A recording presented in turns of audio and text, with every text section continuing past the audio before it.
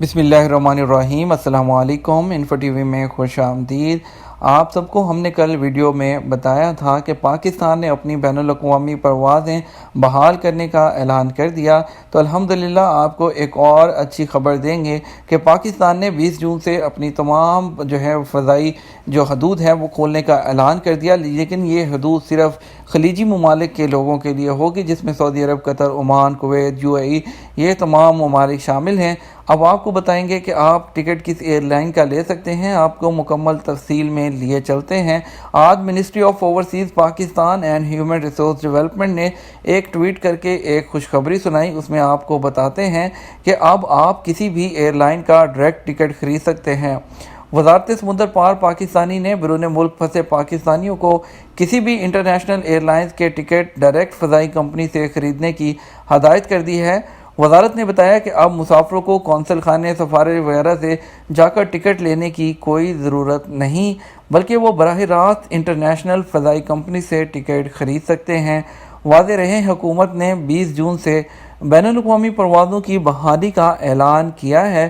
وزیر اعظم کے معاون خصوصی برائے قومی سلامتی معید یوسف کے ہمراہ national command and operation centre میں پریس کانفرنس کرتے ہوئے معاون خصوصی برائے سمندر پار پاکستانی سید ذوالفقار عباسی بخاری نے کہا کہ خلیجی ممالک میں پھنسے ہوئے پاکستانی مشکلات کا شکار تھے، ان کی مشکلات سے آگاہ ہیں اور ان کے حل کے لیے اقدامات کر رہے ہیں۔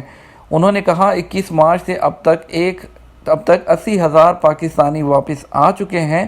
انہوں نے کہا مختلف ممالک میں 40,000 پاکستانی بھی بے روزگار ہوئے ہیں، لیکن کرونا وائرس کی وبا کی موجودہ صورتحال کے تناظر میں ان کی تعداد میں اضافہ ہونے کا امکان ہے۔ معاون خصوصی نے کہا موجودہ حکومت نے گزشتہ 18 ماہ میں 9,70,000 پاکستانی بیرون ملک ملازمت کے لیے بھیجے، جو بڑی کامیابی ہے۔ آپ کو بتاتے چلیں کہ ان کا کہنا ہے کہ کوشش ہوگی کہ 1 ماہ کے اندر تمام تارکین وطن کو واپس لایا جائے۔ انہوں نے بدھ کو اسلام آباد میں نیوز کانفرنس سے خطاب کرتے ہوئے کہا تھا کہ ہماری پہلی ترجیح وہ تارکین وطن ہیں جن کی کرونا کی وجہ سے ملازمتیں ختم ہو گئی ہیں۔ انہوں نے یہ بھی کہا کہ جو پاکستانی بیرون ملک رخصت پر ہیں وہ وہیں قیام کریں تو بہتر ہوگا، کیونکہ ہو سکتا ہے کہ وہ واپس آئیں اور جب وہ واپس جانا چاہیں تو جس ملک سے وہ آئے ہیں وہاں کی ایئر سپیس بند ہو اور وہ واپس نہ جا سکیں۔ انہوں نے بات جاری رکھتے ہوئے کہا کہ پہلا حق ملازمت سے فارغ ہونے والے ملازمین کا بنتا ہے، اس لیے انہیں واپس آنے دیں۔ ان کا مزید کہنا تھا کہ پاکستان آنے والے ہر مسافر کا کرونا ٹیسٹ ہوگا اور علامات والے مسافروں کو 14 روز قرنطینہ میں رکھا جائے گا۔ ذوالفقار بخاری کا کہنا تھا کہ پچھلے 18 مہینوں کے دوران 9,80,000 لوگ باہر گئے، جبکہ کرونا کے باوجود بیرون ملک سے آنے والے پیسوں میں کمی نہیں بلکہ اضافہ ہوا۔ انہوں نے واپس آنے والے پاکستانیوں کو مخاطب کرتے ہوئے کہا کہ وہ خود کو جو اوورسیز امپلائمنٹ کارپوریشن کی ویب سائٹ ہے اس پر رجسٹرڈ کروائیں اور اپنی ملازمت کی تفصیل لکھیں۔